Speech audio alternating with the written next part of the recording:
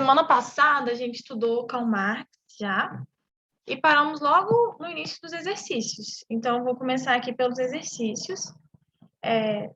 Como eu falei na semana passada, o Karl Marx ele é bastante conhecido, bastante debatido também. A gente viu as principais teorias, né? A gente viu... Ixi, voltei lá do começo, ó. A gente viu as principais teorias do Marx, a gente viu a definição de socialistas, o socialismo científico, que é a teoria dele e também do Engels. Materialismo histórico, que é essa coisa dele valorizar o trabalho, de toda a sociedade ser sempre analisada a partir do trabalho e dos modos de produção. A gente viu a definição de proletariado e burguesia, né? O proletariado é a classe trabalhadora e a burguesia são os donos de meios de produção. A gente viu também essa ideia de luta de classes, né? Que na visão do Marx sempre tem duas classes sociais antagônicas, uma que é os donos dos meios de produção, digamos assim, a classe rica e a classe pobre. No caso do capitalismo, seria uma luta de classes entre burguesia e proletariado. Ele falou também da mais-valia e alienação. A mais-valia seria o quê? O excesso da produção do trabalhador que fica para o dono da fábrica, né? A burguesia que se apropria, travei para falar, a burguesia que se apropria do lucro da produção, né, feita pelo proletariado. A alienação seria essa ideia do trabalhador não saber o quão valioso é o trabalho dele, quanto de lucro que dá o trabalho dele, e também não saber, não conhecer todos os processos de fabricação. Às vezes ele está ali apertando um parafuso para fazer um carro e ele nem faz ideia disso. Essa charge aqui ilustra bastante essa ideia de alienação. Falamos de infraestrutura e superestrutura. A infraestrutura é a parte da sociedade relacionada aos meios de produção da vida material, ou seja, a economia, são as fábricas, né, digamos assim. É como que produz o trabalho, como produz as coisas que nós utilizamos para sobreviver em sociedade. E as superestruturas são as ideias por trás da infraestrutura, é o que sustenta a infraestrutura dentro de uma sociedade.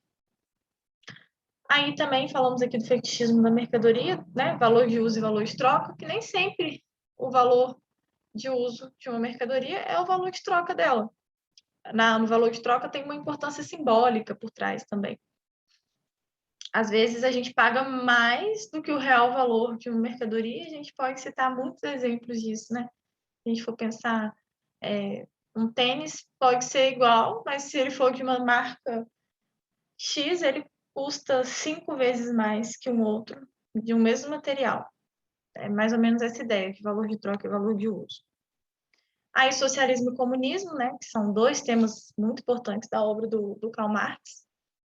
O socialismo seria um Estado, né, ele propõe a reforma da sociedade, né, através da conscientização da classe trabalhadora. Então, primeiro, ela precisaria passar por um processo de socialismo, que seria um processo de estatização, em que promoveria mais igualdade para as pessoas naquela sociedade, para, enfim, chegar no comunismo, que seria um estado de plena igualdade entre todas as pessoas. E nesse estado não precisaria existir uma governança, porque todos seriam iguais. Então, não existiria um líder, né? Não existiria um superior. E aí chegamos nas questões, que foi aqui que a gente parou na última aula. Vou começar, então, lendo essa aqui. Todas as questões que tem aqui do Marx são do Enem. Acho que são só 2 questões, mas a segunda é bem grandinha. A cidade não é apenas a reprodução da força de trabalho. Ela é um produto ou, em outras palavras, também um grande negócio, especialmente para os capitais que embolsam, com sua produção e exploração, lucros, juros e rendas. há uma disputa básica, como um pano de fundo entre aqueles que querem dela melhores condições de vida e aqueles que visam apenas extrair ganhos. Ou seja, ele está falando aqui, né? Uma disputa básica como pano de fundo. Ele está falando lá daquela dialética que a gente está vendo no materialismo histórico, que ele acha que sempre tem duas classes sociais antagônicas. No caso aqui, ele está falando de burguesia e proletariado. Ó, tem aqueles que querem da cidade melhores condições de vida, ou seja, seria o proletariado, e aqueles que visam apenas extrair ganhos, a burguesia, né? Os donos dos meios de produção. O texto está falando basicamente isso. Ó, a questão é a seguinte: o texto problematiza o seguinte aspecto referente ao ordenamento das cidades. Letra A instituição do planejamento participativo. Letra B, a valorização dos interesses coletivos. Letra C, o fortalecimento da esfera estatal. Letra D, a expansão dos serviços públicos. Letra E, o domínio da perspectiva mercadológica. E aí, alguém tem noção de qual a resposta seria?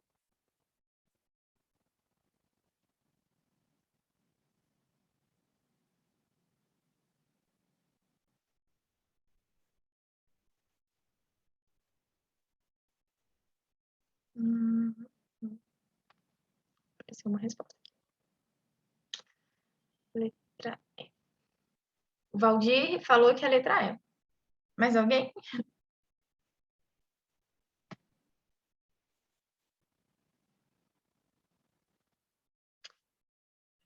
Essa questão é bem de interpretação.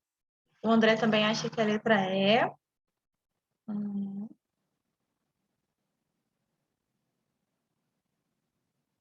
A Iris também acha que é a letra E. Então, todo mundo acertou. É a letra E mesmo. Aqui, o texto, né, tá falando exatamente desse interesse no lucro, né? Aqui, ó, visam apenas extrair os ganhos. É esse interesse do lucro mesmo.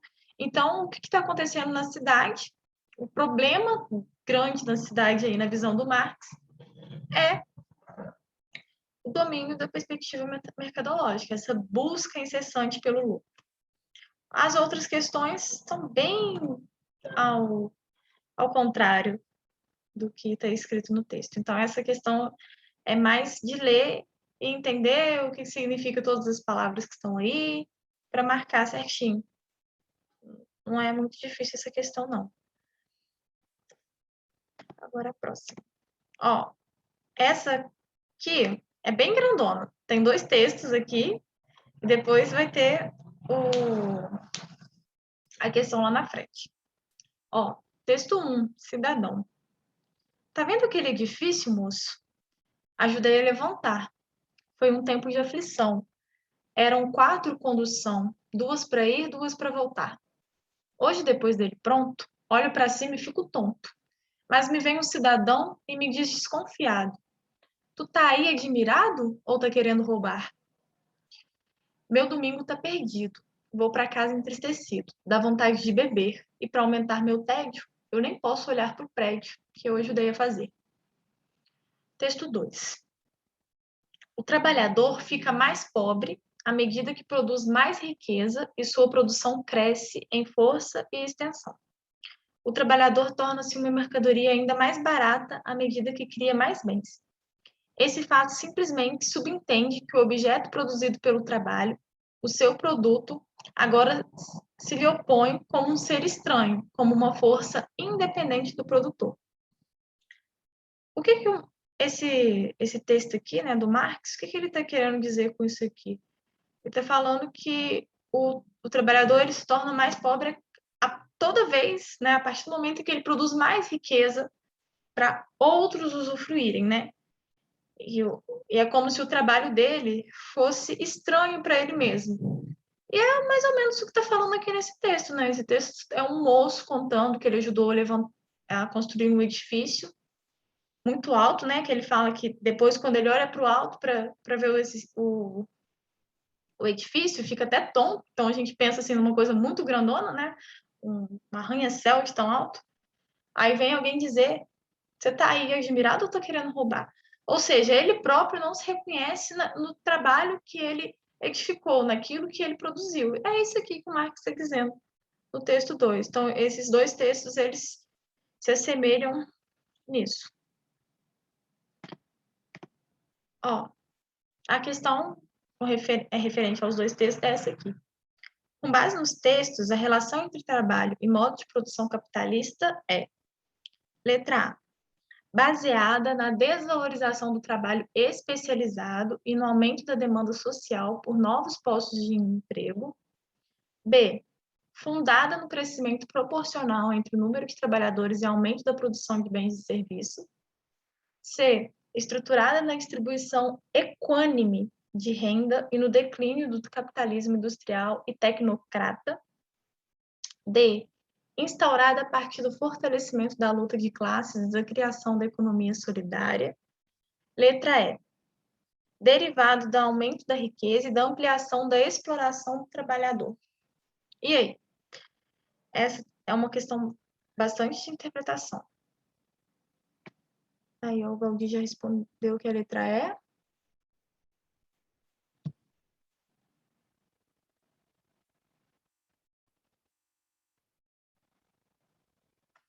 Tem alguém aí que acha que é outra letra?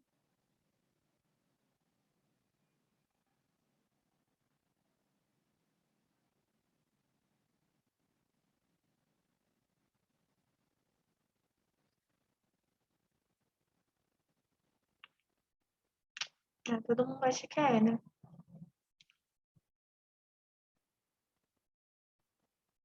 Então, gente, essa questão aqui é interpretação mesmo. É ler o que está escrito lá nos dois textos, tentar correlacionar eles e, principalmente na parte do texto que é do Marx, está falando isso, né? O trabalhador fica mais pobre à medida que produz mais riqueza.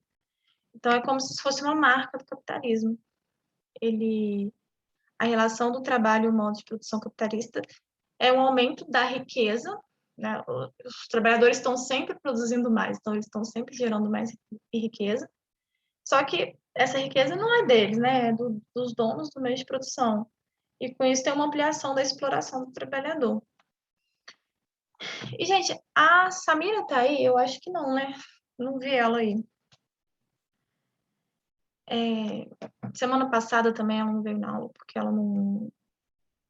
não tá mesmo, não. Semana passada ela também não veio, porque ela falou comigo que tinha que trabalhar. Ela tinha colocado essa questão aqui no grupo, não sei se vocês viram. Ela fez essa questão num simulado do Bernoulli e ela ficou com dúvida com relação ao suicídio do Durkheim, que a gente viu na nossa primeira ou segunda aula, né? Aí eu queria comentar essa questão com vocês aqui, só para relembrar mesmo os pontos, porque talvez outras pessoas poderiam ter dúvida. Vou comentar rapidinho, mesmo ela não estando aí, qualquer coisa ela assiste gravado depois. Durkheim apresenta o fenômeno do suicídio como a prova maior de que a felicidade não aumenta com o progresso. O suicídio é maior nas sociedades modernas do que nas do passado. O livro que Durkheim escreveu sobre o suicídio está estreitamente ligado ao estudo da divisão do trabalho. Durkheim aprova a divisão orgânica do trabalho, que considera um desenvolvimento normal do capitalismo. Aprova a diferenciação dos indivíduos em profissões, a regressão da autoridade e da tradição, o domínio crescente da razão. Contudo, afirma que os homens não estão mais felizes na sociedade moderna, expressão que comprova com o aumento dos suicídios. Discute o conceito de anomia, ausência ou desintegração das normas sociais, conceito que vai ter um papel predominante no estudo do suicídio. Ao refletir sobre a modernidade, Durkheim encontra no suicídio a influência da anomia presente no mundo pós-revolução industrial. O sociólogo mostra, com seus estudos, que o suicídio revela, prioritariamente, Gente, essa questão aqui tem um texto enorme, né? Tá falando um tanto de coisas que o Durkheim considerava na obra dele. Mas o mais importante aqui é só a gente lembrar do conceito de anomia social. É com isso que a gente consegue resolver a questão bem fácil. Não sei se vocês vão se lembrar, porque foi lá na primeira aula, mas tinha na obra do Durkheim fato social, que ele é geral e coercitivo, externo aos indivíduos, que seriam ideias presentes na própria sociedade, que as pessoas agem determinadas pelas ideias. Seria como se uma norma de moral, conduta, ética, é mais ou menos essa ideia, o fato social. Aí tinha um fato social normal, que seriam aquelas pessoas que agem conforme as outras, né? Não fogem do esperado, e teria o fato social patológico, que é aquele em que as pessoas agem de forma patológica, né? Mostra sinais de desequilíbrio. E numa sociedade em que tem muitos fatos sociais patológicos, ela pode estar em anomia social. A gente até deu o exemplo da crise econômica, em que muitas pessoas vão morar na rua, em que muitas pessoas vão ficar em condições de extrema pobreza. Isso poderia ser um estado de anomia social. E estados de anomia social, na obra do Durkheim, favorecem o suicídio. Voltando ao exemplo lá da crise econômica, em que muitas pessoas podem ir morar na rua, por exemplo, pode ser que isso leve algumas pessoas ao suicídio, à falta do dinheiro, por exemplo. Então, na obra do Durkheim, a gente pode falar que, a partir dela, estados de anomia social, de grande prevalência de fatos sociais patológicos, levam ao suicídio. Portanto, a resposta correta aqui dessa questão é a letra E. O suicídio, ele revela prioritariamente um fenômeno patológico coletivo, que seria esse estado de anomia social, que é o que está falando aqui, que discute o conceito de anomia, que tem um papel predominante no estudo do suicídio. E, de novo, aqui na questão, ele fala de anomia. Durkheim encontra no suicídio a influência da anomia presente no mundo pós-evolução industrial. Então, essa questão enorme, cheia de informações, só para lembrar mesmo do conceito de anomia, a gente consegue resolver ela. A Samira que tinha pedido para resolver essa questão, espero que ela assista depois. Vou começar a aula que seria de hoje. Estou conseguindo sair daqui. Ah, saiu.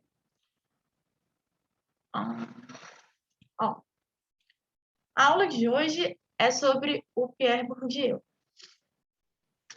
Esse sociólogo aí, olha só, ele já é bem mais recente do que os que a gente estudou, né, do tripé lá, da sociologia.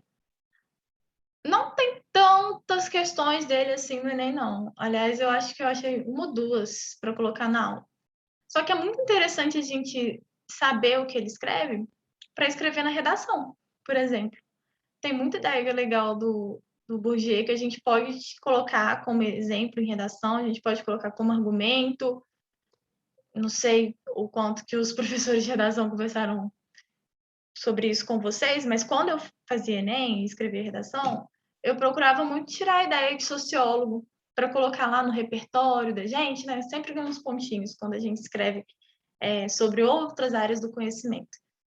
Então, na verdade, essa aula aqui seria dividida em duas partes. A gente vai falar um pouco sobre o Bourdieu e um pouco sobre violência. Não sei se vai dar tempo de falar tudo, mas eu acredito que sim, porque são conteúdos bem rapidinhos, é bem tranquilo.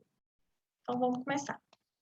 O Bourdieu, ele foi um dos principais intelectuais do século passado, e ele consegue sintetizar muito bem ideias do Marx, do Weber e do Durkheim na obra dele. Ele tem influências dos três. Ele tem uma sociologia que analisa a reprodução social, ou seja, ele vê como as hierarquias sociais se mantêm ao longo do tempo, e ele tem uma crítica à obra marxista, por ela não contemplar as relações simbólicas. O Marx falava apenas do material, ele falava apenas do trabalho, dos modos de produção, e não falava dos simbolismos que existiam na sociedade. Então, existem os conceitos principais, que são, assim, palavras-chave da obra do Bourdieu: capital humano, hábitos e violência simbólica. A gente vai ver o que significa os três aqui. Então, o Bourdieu, na sua obra, ele tenta compreender as formas de reprodução das desigualdades sociais E, segundo ele, as relações de poder não são definidas somente pelo volume de dinheiro, mas também pela articulação complexa de sentidos e elementos simbólicos que transitam na ordem da cultura e definem o status, o prestígio e o valor individual. Ou seja, é exatamente aqui esse ponto de crítica à obra do Marx que ele faz, né? O Marx, ele define toda a sociedade a partir do dinheiro, a partir do capital econômico, né? Pura e simplesmente dinheiro. E o Bourdieu vai falar que não é só o dinheiro que define a posição de uma pessoa na sociedade, existem muitos simbolismos por trás disso. Então, além do capital econômico, que seria o dinheiro propriamente dito, né? O acesso e acúmulo de bens e riquezas, é preciso analisar o capital cultural, acúmulo de conhecimentos reconhecidos socialmente, o capital social, que são as relações sociais, e o capital simbólico, que é o prestígio de uma pessoa dentro da sociedade. A gente tem que analisar, então, todos esses capitais, capital econômico, capital cultural, capital social, capital simbólico, para compreender a posição de alguém dentro da sociedade. Aí eu trouxe aí essa imagem do rei Sol da França, se eu não me engano é Luís XIV, né? Enfim, mas não importa, é só para a gente pensar isso, que existem relações de poder, relações simbólicas, né, melhor dizendo, para além do dinheiro. Por exemplo, quando a gente olha para essa imagem do rei da França, não necessariamente a gente vê primeiro que ele é uma pessoa poderosa, né, mas não necessariamente pelo dinheiro que ele possui. Tem a vestimenta, né, que é uma coisa que impõe poder, tem esse cajado aqui na mão dele, o lugar em que ele está, a posição que ele assume. Ou seja, existem muitos simbolismos aí por trás dessa foto que faz a gente entender que essa pessoa é uma pessoa que representa poder. A peruca também, naquela época, o cabelo era uma coisa muito valiosa. Então, assim, só para a gente pensar mesmo, o que seriam esses simbolismos? Que quando a gente fala do poder, do prestígio, do status de uma pessoa na sociedade, a gente não fala apenas do dinheiro, existem muitas outras coisas, mas essas coisas estão interligadas, elas estão ligadas ao poder econômico também. Eu não sei se eu fiz um outro slide falando do capital. Não. Então, aqui é só importante a gente lembrar que são 4 capitais para ele. Capital econômico, que é o acesso ao acúmulo, acesso e acúmulo de bens e riquezas. Capital cultural, que seria o conhecimento daquelas pessoas. Esse seria o conhecimento reconhecido socialmente, tá, gente? Seria o conhecimento acadêmico, tipo, da escola, as pessoas que têm graduação, pós-graduação, esse tipo de conhecimento. O capital social, que são as relações sociais daquela pessoa, e o capital simbólico, que é o prestígio dela diante da sociedade. Capital social e capital simbólico são duas coisas muito parecidas, conceitualmente. Então, tá. A escola. Para o Bourdieu, a escola perpetuaria as desigualdades sociais, porque ela transmite aos estudantes a forma de conhecimento das classes dominantes, utilizando um discurso aparentemente neutro e oficial. Antes das pessoas entrarem na escola, elas já possuem algum capital econômico e cultural, de acordo com a família que elas nasceram, né? Existem pessoas que são ricas, pessoas que são pobres, então nisso elas já têm um capital econômico anterior à entrada da escola. Então elas já são diferentes no momento que elas entram na escola. E o capital cultural também, já tem um nível de conhecimento diferente, ou até mesmo de incentivo ao conhecimento diferente. E isso, na visão do Bourdieu, vai influenciar no desempenho deles na instituição. Então, antes de terem acesso à escola, os indivíduos já se encontram desigualmente distribuídos, em razão das condições socioeconômicas. Essa desigualdade inicial também ocorre pelas experiências, pelos gostos e pelas disposições já internalizadas nos alunos ao entrar na escola. Ou seja, é o que eu falei anteriormente.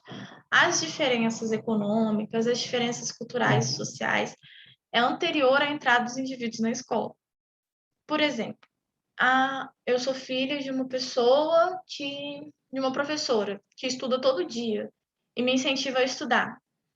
É diferente de eu ser filho de outra pessoa que não teve acesso ao estudo e que não valoriza ele tanto assim. Então, assim, eu tenho um incentivo diferente.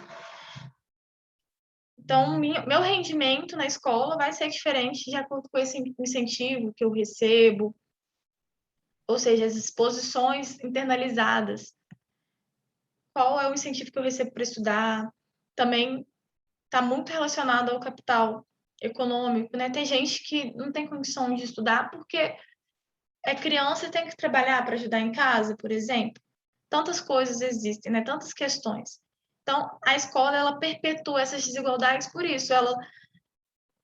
Ela recebe indivíduos desiguais e colocam eles para ter um conhecimento que é dominante, utilizando-se de um discurso aparentemente neutro e oficial. Mas será que esse discurso vai atingir a todos? Será que todo mundo vai aprender igual? Será que vai ter todo mundo o mesmo desempenho? Bourdieu vai falar que não, porque o capital econômico e cultural é anterior à entrada dos indivíduos na escola e eles vão influenciar o desempenho de cada um deles nas instituições. A ideia, basicamente, da escola é essa. Então, capital. Ah, eu fiz um outro slide definindo o que seria o capital por Bourdieu. Não, no primeiro slide que eu falei lá dos pontos importantes, está falando de capital humano. Capital humano seria o conjunto desses 4 capitais aqui. O econômico, que a gente já falou, né, a respeito à propriedade dos meios de produção e posse de dinheiro. O capital cultural, que são os saberes e conhecimentos socialmente aceitos e reconhecidos mediante títulos e diplomas, foi o que eu falei. Ele considera capital cultural só o conhecimento acadêmico, daqueles que possuem graduação, pós-graduação, porque a gente sabe que existe vários tipos de conhecimentos, né? Não é só esse de título e diploma. Mas aqui o capital cultural diz respeito a esse. O capital simbólico, que é o prestígio ou honra que se confere a determinada pessoa ou função social. Pessoa que tem prestígio e honra, por exemplo, uma pessoa que teria um alto capital simbólico, o filho de um rei, ele tem muito prestígio, tem muita honra mediante a sociedade. Uma pessoa famosa também teria um capital simbólico elevado. E o capital social, que seriam as relações sociais privilegiadas que podem ser convertidas em poder. Quando você tem relações que significam poder, relações sociais que significam poder. Às vezes, quando você tem contato com uma pessoa muito poderosa também, ou você é familiar de algo, sei lá. O rei também teria muito capital social, a família do rei teria muito capital social numa sociedade de monarquia. E mesmo em sociedades que o rei não governa o país de fato, né? Igual na Inglaterra, não é a rainha Elizabeth que governa a Inglaterra, tem o primeiro-ministro, né? Existe o parlamento. Mas mesmo assim, a família real inglesa possui um alto capital simbólico e social, mediante aquela sociedade. E não só aquela sociedade, né? No mundo inteiro, quando a gente fala da rainha Elizabeth, a gente pensa em alguém que tem muito prestígio, né? Que tem muita importância, muito status. Então, hábitos. O hábito seria o conjunto dos capitais humanos de um indivíduo. Então, ele vai configurar o repertório social de valores disponíveis para o indivíduo. Seria um sistema aberto de ações, percepções e disposições adquiridos pelo indivíduo, com o passar do tempo em suas relações sociais. Essa imagem aqui, né, a gente está vendo uma família, parece fazendo uma oração na mesa, é só para lembrar que, na visão do Bourdieu, 2 coisas são fundamentais para a gente adquirir o hábitos, que é a família e a escola. Então, o nosso nível cultural, as coisas que a gente aprende, né, do capital cultural, nosso capital econômico, que está relacionado à família. Então, o conjunto desses capitais, né, o repertório social do indivíduo, que seria o repertório social do indivíduo, é o hábitos. É, é basicamente isso mesmo, nosso capital social, econômico, cultural, que faz que nos dá, como que eu vou dizer? Seria ações, percepções, disposições que a gente adquire com o passar do tempo nas nossas relações sociais, de acordo com os capitais que existem nela. É basicamente isso. E um outro contexto muito importante que dá para a gente usar muito em redação, a dica aí é a violência simbólica. A violência simbólica é um tipo de violência em que a dominação é consentida. O principal livro do Bourdieu, que vai falar da violência simbólica, chama A Dominação Masculina. Aí eu até coloquei essa imagem aqui, porque eu acho que dá um pouco a ideia do que seria isso, dessa dominação consentida. Nesse livro, Bourdieu vai falar que existe uma relação de dominação na sociedade entre homens e mulheres, né? Que foi construída socialmente, de homens serem mais fortes, exercerem mais posições de poder, e meio que as mulheres concordam com isso na visão dela. Tipo, elas são parte dominadas, mas consentem com essa dominação. Só que, assim, esse tipo de dominação que os homens exercem sobre as mulheres é um tipo de violência simbólica. E ela nem sempre é explícita na sociedade, não é uma coisa que todas as pessoas veem nitidamente. Pode estar implícita em discurso, na mídia, pode estar implícita nas leis, pode estar implícita em muitos lugares. E esse poder simbólico implícito na sociedade, ele gera a violência simbólica e vai mantendo as desigualdades sociais. A violência simbólica é o que mantém desigualdades sociais e vai perpetuar ao longo do tempo relações de dominação, que é o que acontece quando a gente pensa na questão de gênero. Aliás, acho que o mais importante da obra do Bourdieu é exatamente essa violência simbólica na questão do gênero, quando a gente olha para o homem e para a mulher atribuindo mais poder e força ao homem, que foi uma coisa socialmente construída ao longo do tempo, né? A nossa sociedade ainda é patriarcal, e essa relação de poder é uma violência simbólica. E a violência simbólica, ela mantém essa desigualdade, ela perpetua essa relação de dominação na questão do gênero. E também em outras questões, a gente pode pensar a violência simbólica em vários âmbitos. Bom, aí aqui também, que é uma coisa interessante para a gente colocar na redação, é esse sociólogo brasileiro aí, o Gessé de Souza. Gessé de Souza, ele fez uma releitura da obra do Bourdieu, ou pelo menos teve muita inspiração do Bourdieu para escrever um livro dele aí muito famoso no Brasil, que chama Elite do Atraso, não sei se vocês já ouviram falar. E aí ele vai definir 4 classes na sociedade brasileira. Os engenheirados, que seriam os donos dos meios de produção, seriam pessoas com elevado capital cultural e elevado capital econômico. A classe média tradicional, que são pessoas que têm elevado capital cultural, ou seja, têm muito conhecimento, e tem uma parte do capital econômico, não tem tanto capital econômico assim, os trabalhadores, que é a camada popular da sociedade, mas que ainda consegue melhorar a qualidade de vida. São as pessoas que têm pouco capital cultural, ou seja, não tiveram oportunidade de estudar, e pouco capital econômico também. E, por fim, a ralé, que na visão deles seriam aquelas pessoas que estão abaixo da linha de dignidade, aquelas pessoas que só sobrevivem com o auxílio do Estado. Então, segundo Gessé de Souza aqui, as desigualdades socioculturais ainda existentes são frutos de uma reprodução de costumes ordenados por uma elite dominante, surgida durante o período colonial, salientando uma fonte de corrupção e de manutenção do poder.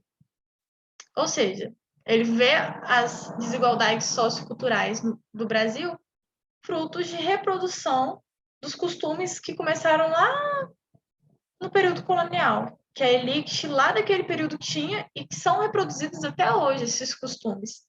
Então, aí a gente vê o quê? Uma violência simbólica.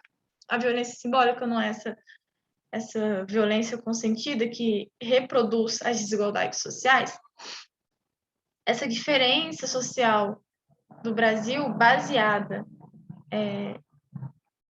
na elite do período colonial seria uma forma implícita de poder, né? Seria um poder simbólico que produz uma violência simbólica, porque mantém desigualdades sociais ao longo do tempo, para entender. Aí tem essa questão aqui. Bom, para Pierre Bourdieu, a dominação masculina seria uma forma particular de violência simbólica. Pois, por esse conceito, o autor compreende o poder que impõe significações, impondo-as como legítimas de forma a dissimular as relações de forças que sustentam a própria força. O sociólogo quis dizer com isso que a dominação masculina se dá justamente pela manutenção de um poder que se mascara nas relações, que se infiltra no nosso pensamento e na nossa concepção de mundo.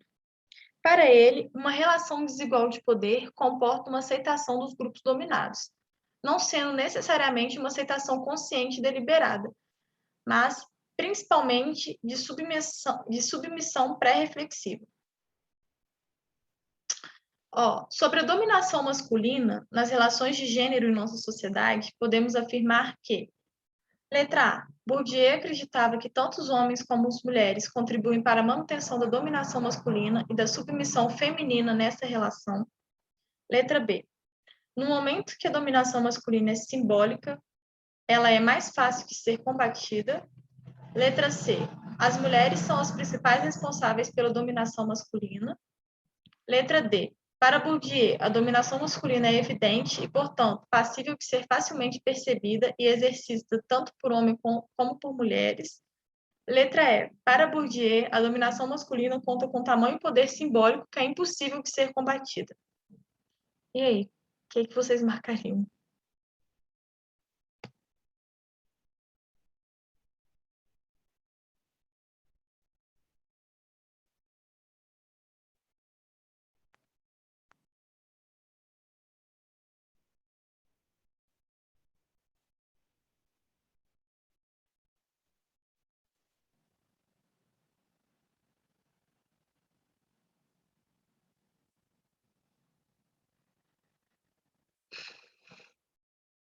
Mais alguma resposta, gente?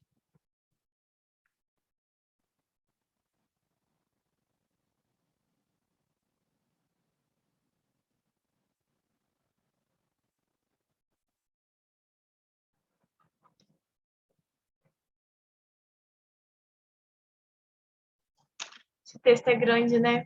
E tem que ter uma interpretação legal.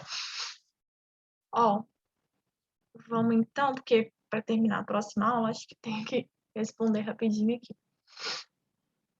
A letra certa aqui é a letra A. Para o Bourdieu, tanto os homens como mulheres contribuíam para a manutenção da dominação masculina e da submissão feminina nessa relação.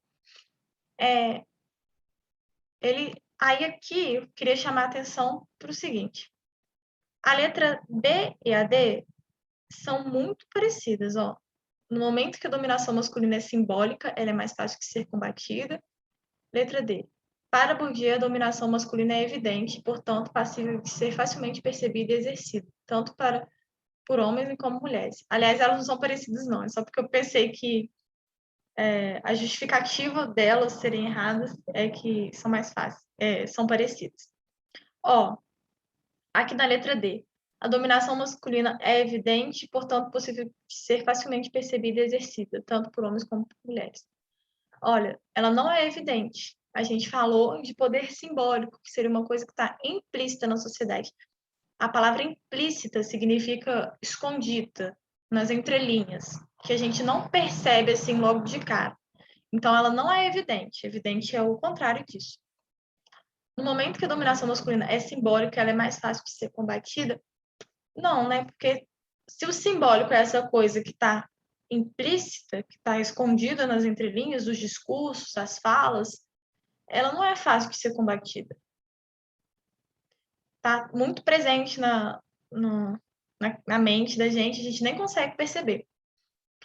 as mulheres são as principais responsáveis pela dominação masculina. Ele não está falando isso. E aqui, olha só, está falando que a dominação masculina conta com tamanho e poder simbólico que é impossível de ser combatido. A gente tem que ter cuidado com essas palavras, assim, impossível. Ele não fala que é impossível de ser combatido. A letra A é a correta. Ele acredita que tanto os homens como mulheres contribuem para a manutenção da dominação masculina e da submissão feminina nessa relação. Então, ele está falando aqui, ó, nessa parte do texto.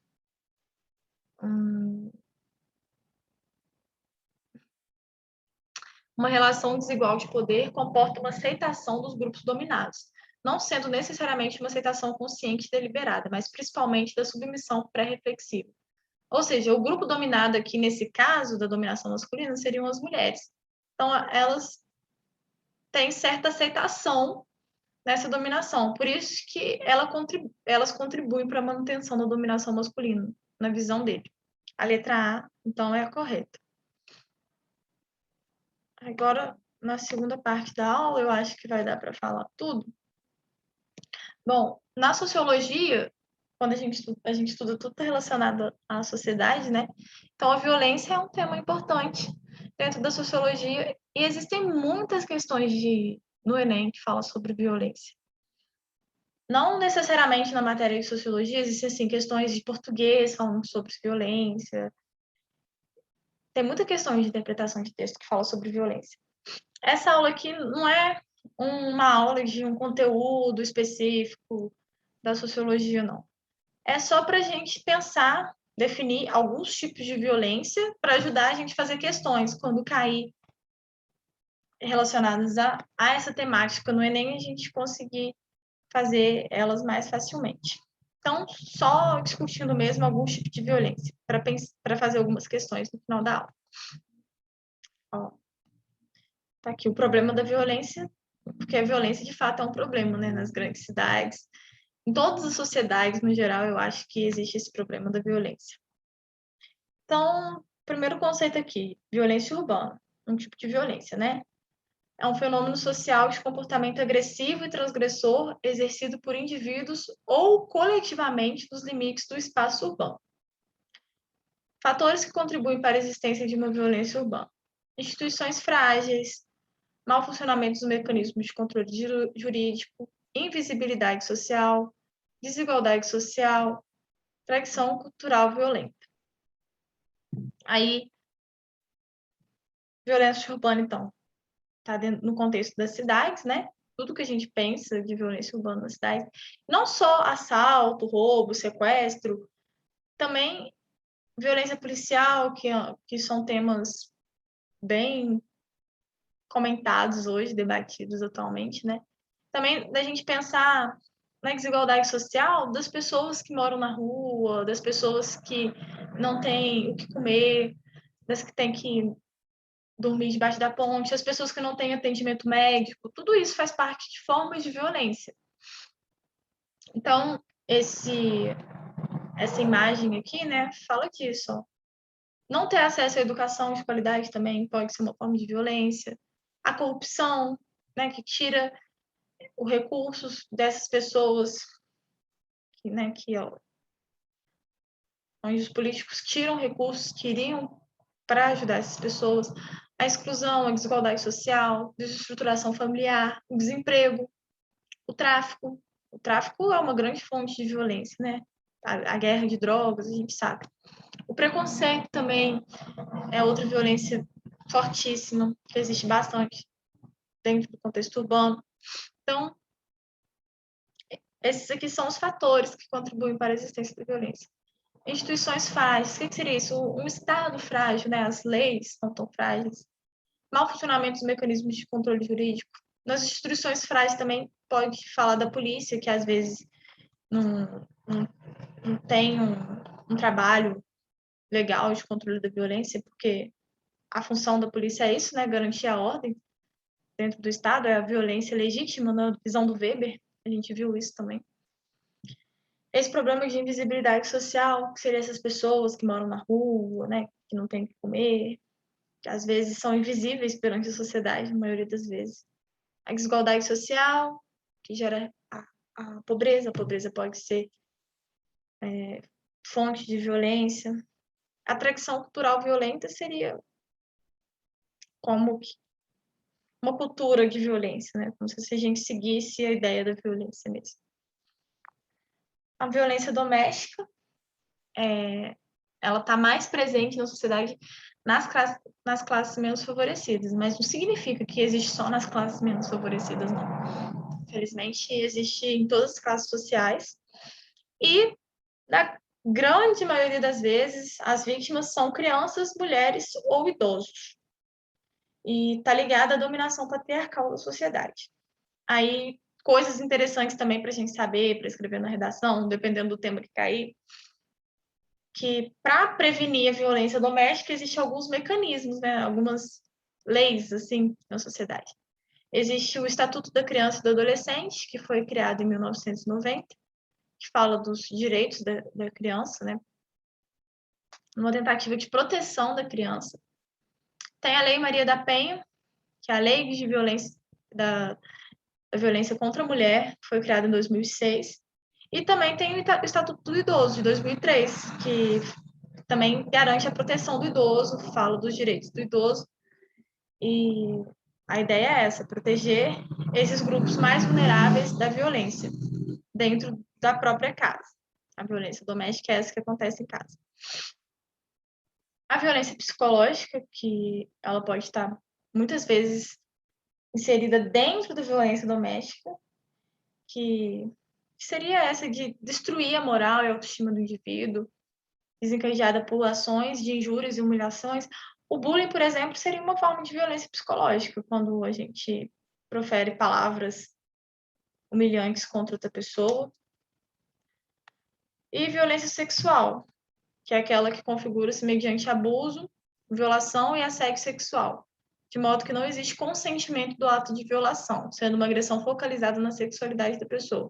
Ou seja, um abuso sexual sem consentimento da vítima. Seria mais ou menos essa a definição. Um assédio também é um tipo de violência sexual. Aí aqui tem umas questões do Enem sobre violência. Essa questão, se eu não me engano, estava até na prova de português, na prova de interpretação. Mas, como eu disse, violência é uma temática muito recorrente no Enem. Com certeza vai cair alguma questão, ou em sociologia, ou em interpretação mesmo, ou talvez até em outra matéria de humanas ou linguagens.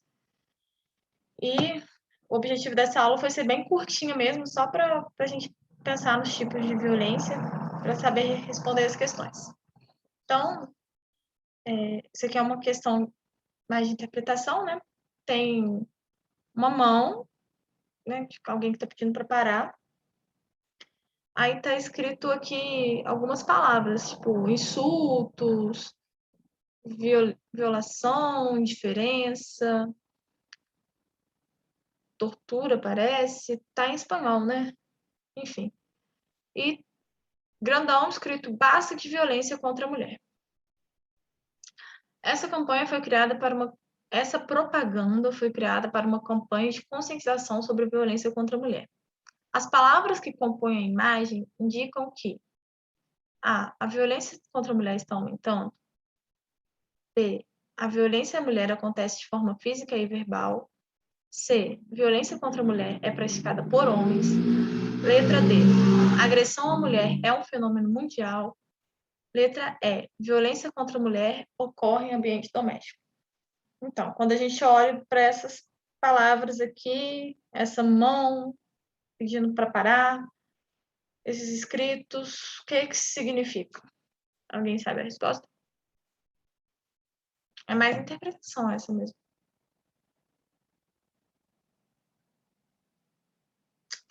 O André acha que é A.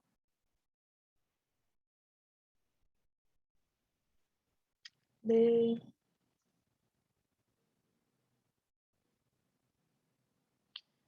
Mais alguém, gente? Tem alguma?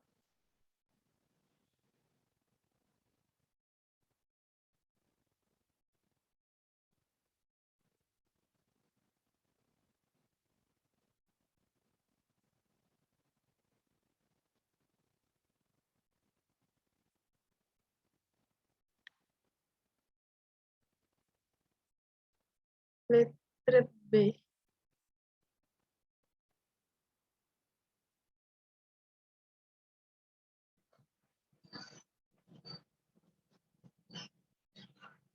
Eu tô vendo aqui que, na verdade, essa questão foi de, foi de espanhol. Tava só conferindo aqui. Gente, a letra certa aqui é a letra B. Como eu disse, essa questão é mais de interpretação, não é nem tem muita questão assim. E eu acho que vocês não têm aula de interpretação de texto, né? Não tem um professor de português, né? Nem de linguagens, de espanhol, inglês. Tem mais de, eu acho que é só literatura e redação, se eu não me engano, né? Ó, aqui tá falando, né, algumas, aqui dentro dessa mão tem palavras em espanhol, então não vou entender todas, mas tá falando aqui, ó, feminicídio, violação, diferença, insulto. A letra B é a correta. A agressão à mulher acontece de forma física e verbal. A letra A, violência contra a mulher está aumentando? Então, não tem nenhuma informação que fala isso pra gente aqui nessa imagem. Tá pedindo basta, mas não tá falando que tá acontecendo mais ou menos. Letra C, violência contra a mulher é praticada por homens? Também não tá falando isso na questão, é só uma mão pedindo basta de violência contra a mulher. D, agressão à mulher é um fenômeno mundial? Também não tô falando sobre isso na campanha. A gente só vê que é uma campanha em espanhol, tá tudo escrito em espanhol. As palavras aqui dentro também são todas em espanhol. Talvez se tivessem, sei lá, palavras em todas as línguas, né, várias línguas, a gente pudesse pensar de ser um fenômeno mundial. O que faria sentido ser essa alternativa, mas aqui todas estão em espanhol e o grandão aqui também, a mensagem maior também está em espanhol. E letra E também não está falando nada sobre ocorrer em ambiente doméstico. Então, a resposta correta seria a letra B, que acontece de forma física e verbal. Porque a gente está vendo um tanto de palavras aqui, né? Insulto, que remetem à violência verbal e à mão. Alguma coisa falando, para, isso está ligado ao físico. Aqui, ó, o Valdir. Percebi que era B pelas palavras dentro da mão referindo à agressão. Sim, as palavras, elas têm essa ideia tanto de agressão física e verbal, e também a mão pedindo para parar, né? A gente pensa em agressão física, né? Quando alguém está sendo agredido e pede, coloca a mão assim na frente, pedindo para parar, parece agressão física. E tem vários tipos de tem várias palavras aqui que significam agressão verbal, tipo insulto, indiferença, ameaças, enfim, só está em espanhol. Essa questão foi uma questão da prova de espanhol. Interessante, está falando de violência, ou seja, aqui cabe outros conteúdos dentro de uma mesma questão. 7 minutos para resolver a próxima questão.